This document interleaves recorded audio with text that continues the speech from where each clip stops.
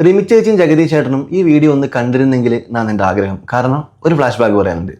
വർഷങ്ങൾക്ക് മുമ്പ് നമ്മളെ കേരളത്തിൽ ഉള്ളിക്ക് സവോളക്ക് വല്ലാണ്ട് വില കൂടിയ സമയത്ത് ആളുകൾ കുറച്ച് ബുദ്ധിമുട്ടി. അപ്പോൾ ഞാനൊരു ടോപ്പിക്കൽ പാരഡി എന്നുള്ള രീതിയിൽ ഒരു പാട്ട് തയ്യാറാക്കി സോഷ്യൽ മീഡിയയിൽ പോസ്റ്റ് ചെയ്തു.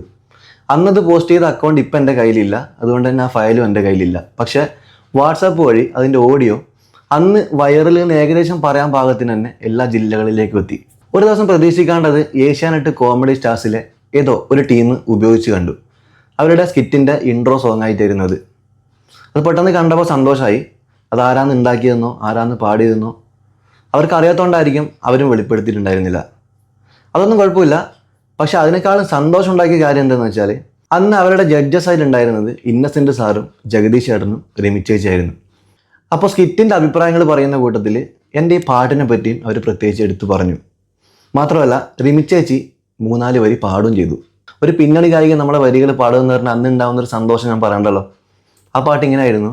പുള്ളികളെ ഇനി വിട പറയാം, ഞങ്ങൾ പാവങ്ങൾ ഇനി വിട പറയാം, ഓംലെറ്റിലോ ബീഫ് ഫ്രൈയിലോ, ഓംലെറ്റിലോ ബീഫ് ഫ്രൈയിലോ, നിന്നെ അരിഞ്ഞിടാൻ ഇനി വിധിയില്ല, കള്ളും കറിയും കിട്ടും ഷാപ്പില്, ഉള്ളിനെ കാണാനില്ല, ബിരിയാണി തിന്നുന്ന ഹോട്ടലിൽ ഇപ്പോ ഉള്ളിട്ട ചല്ലാസില്ല, ഉള്ളിത്തോരൻ കഴിക്കുന്ന സമ്പന്നരെ, വെള്ളം ഇറക്കുന്ന പാവങ്ങൾ തൻ ഉള്ളിൻ്റെ ഉള്ളിലെ നോവിൻ്റെ നൊമ്പരം ഒരു നാളിൽ ശരിയാകുമോ,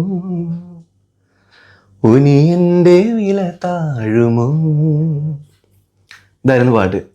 ചേച്ചി ഇത് ഓർക്കുന്നുണ്ടോ എന്ന് എനിക്കറിയില്ല. ഈ വീഡിയോ കാണുന്ന നിങ്ങൾ ആരെങ്കിലും ഈ പാട്ട് എവിടെയെങ്കിലും കേട്ടിട്ടുണ്ടെങ്കിൽ ഒന്ന് കമൻറ്റ് ചെയ്യട്ടോ.